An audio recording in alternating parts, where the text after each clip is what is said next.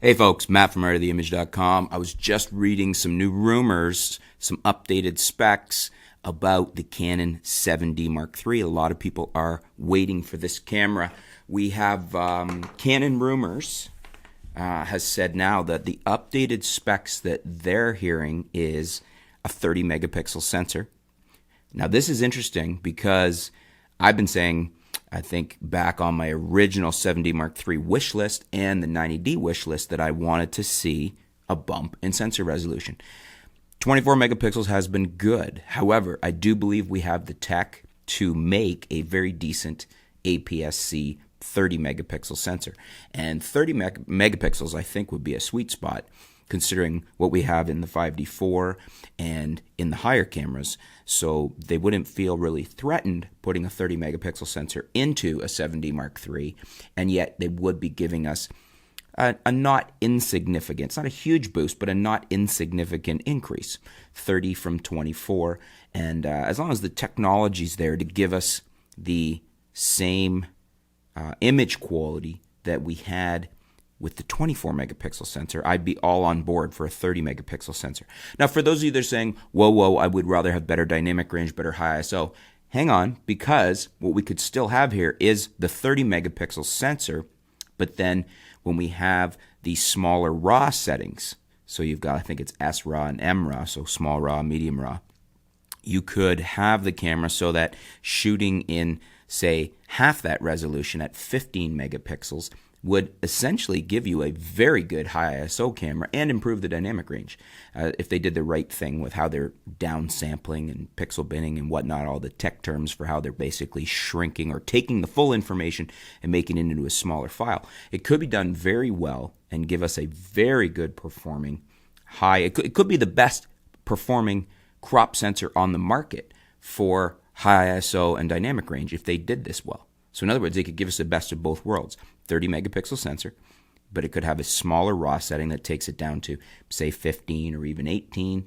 somewhere in that neighborhood, and gives us a much improved high ISO ability, a much cleaner image, in the same way that the Sony A7S does that for us. I mean, you've got 12 megapixel camera, and because of that, you've got larger pixel sites and better light gathering ability and better signal to noise ratio. So therefore, we've got a really good high ISO camera, and this could be what they could do here. So that could satisfy everybody in that sense. They're saying 4K video, 30p with a 1.4 times crop. So that's perfectly acceptable to me. We need to start seeing 4K video in the Canon bodies, and if that's what we're getting, that is great. Now, just hopefully we get a decent codec.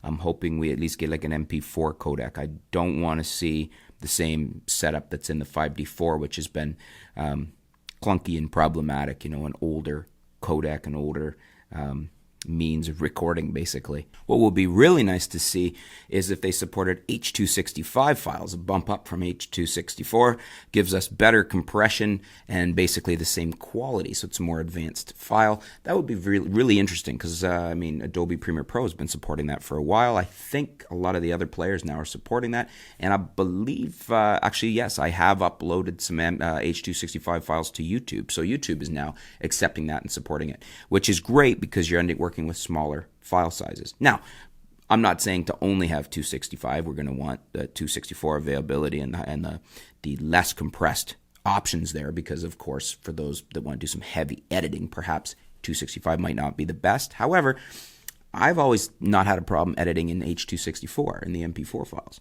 So, that's to be seen on whether, and I guess it's an individual thing. Some people, some people actually like the larger, older file system, the codecs in the 5D Mark IV, because they feel it gives you better quality. Myself, I like the compromise. The 264 has been great, and I actually would like to see a 265 option. So if Canon comes in with that on the 7D Mark III, I think that would be awesome. A few other features they're saying. We got 12 frames per second, which is good. That's very good, actually, and something we would expect from the 7D Mark III because that is their top of the line APS-C, their top of the line crop sensor DSLR. It tends to be their sports shooter. Even people that are shooting full frame will often have a 7D in the bag to put on a lens and get that longer crop on the lens, and also to get that frame rate. So it makes a great combination with a full frame like a 5D3 or 5D4. No AA filter. A lot of companies are doing this now. A lot of people are going to the no AA filter because you're getting a sharper image. Now, there could be the argument of moire and things like that, but we are not typically seeing that being introduced on these. They either remove the AA filter or they have a weaker one, and it seems to be handled. I don't know if it's all being handled in software. I've read that that's what some companies are doing, but we haven't really seen this being a huge problem.